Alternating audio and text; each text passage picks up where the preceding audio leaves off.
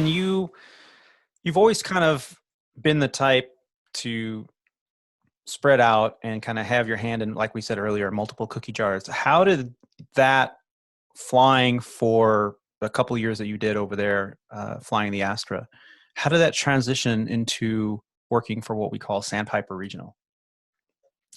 Yeah, I think, getting that first jet job pretty much, sealed the deal for getting hired at an airline, Sandpiper, and just having the experience and the time that was required, and being able to fly a high performance jet.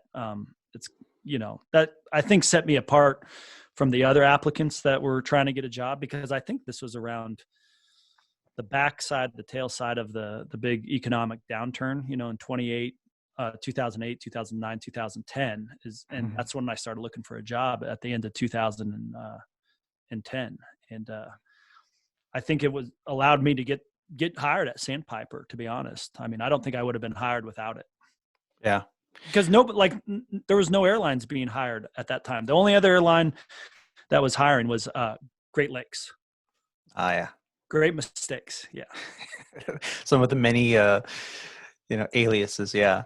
Yeah. And I got hired there I shouldn't say I got hired, but I got an interview there, and I didn't go. I was like, I can't do it. I can't do it. I too, I applied there. At the time, that's, you apply everywhere, right? And I applied there, and I was able to get the Sandpiper job within 48 hours, 72 hours, whatever it was. And about 6 months into that job, it was very fast. That's fast. Go. That's not my experience. No, it's hurry up and wait. No, at Sandpiper, it wasn't. I'll tell you that in a sec. Yeah. No, well, I got a phone call 6 months into it saying from Great Lakes saying, "Hey, we'd like to bring you on, and we see that you're gainfully employed there, but we'd like to offer you, you're going to upgrade a lot faster here than you were or go over there. You could potentially, if you have enough hours, be hired on, and within a few months we'll make you a captain." And I was like, "Thank you, but no, thank you." I wasn't that desperate yet, but I was ready to do it if I had to. Yeah. So tell me how did your application process go?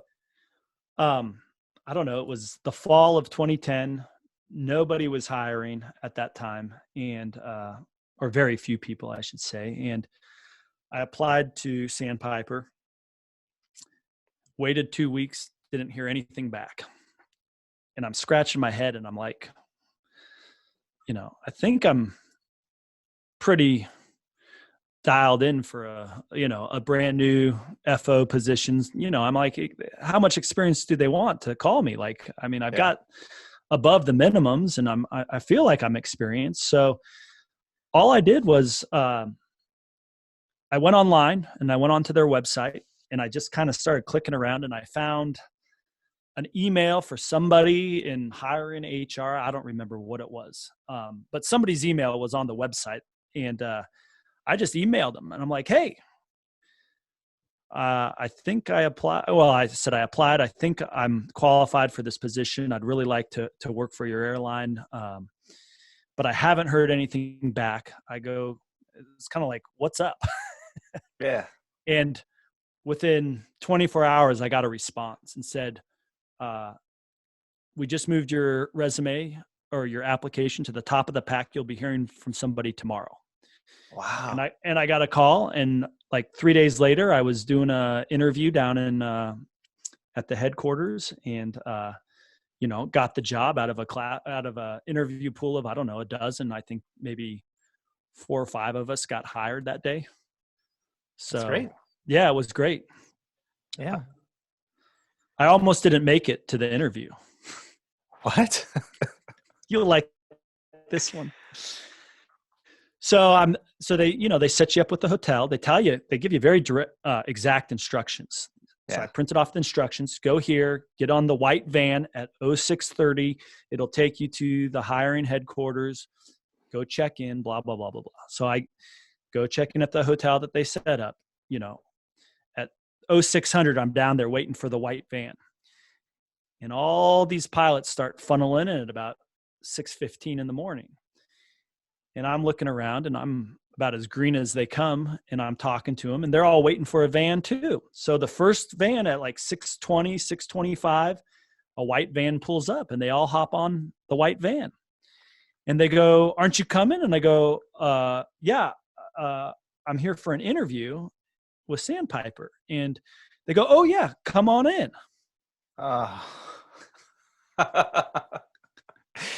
so you ended up at the training center, Mainline Training Center. and the interview is conducted down the street at the corporate headquarters. Offsite at corporate Completely different spot. Well, your 6 o'clock van didn't show up.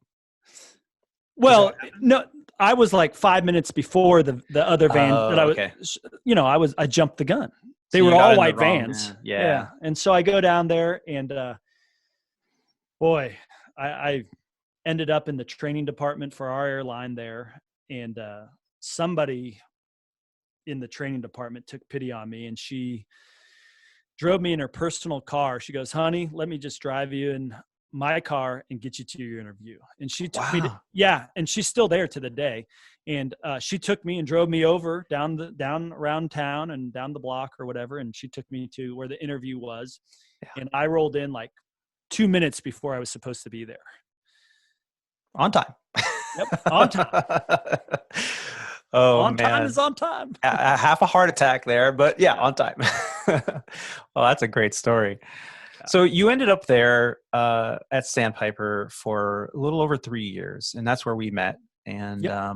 What was your, at this point, you've had some training experiences through your previous employments and whatnot. How would you say the training experience was for a new hire at Sandpiper at that time, which was 2011?